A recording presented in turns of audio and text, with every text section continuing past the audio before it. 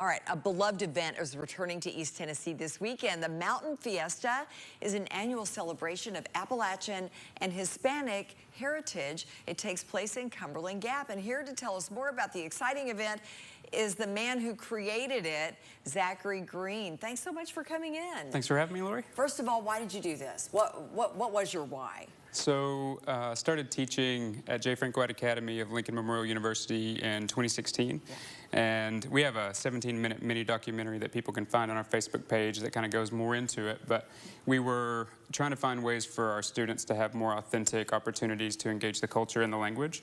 And so we decided to create a festival down in Cumberland Gap, which is a great spot for festivals.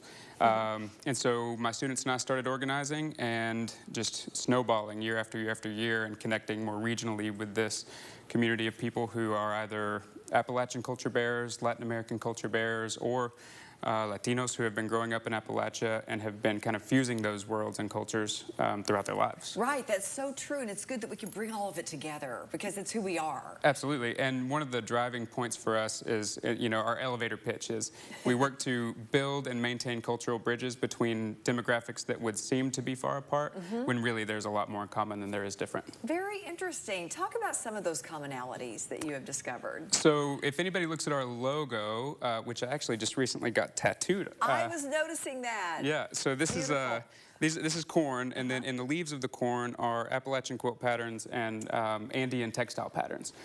Corn is central to both of these worlds that we're dealing with, and community work is gathering around harvesting and sowing, and you think about here in Appalachia, barn raisings and hog killings and stuff. Right. When work needed to be done, people got together to do that work. Yeah.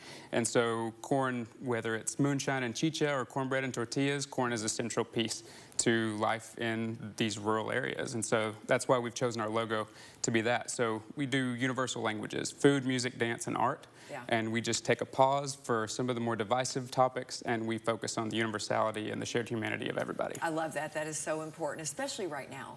We love that. Okay, when and where is it? So this Saturday, September 30th, the Cumberland Gap will be hosting actually 3 events. So Mountain Fiesta will be from 11 a.m. until 8:45 p.m. We have live music all day and food vendors from all over Latin America. We have free professional dance classes, dance demonstrations, creative writing workshops, some plant walks identifying native plants. The other 2 events that are happening is the last Saturday of September antique event.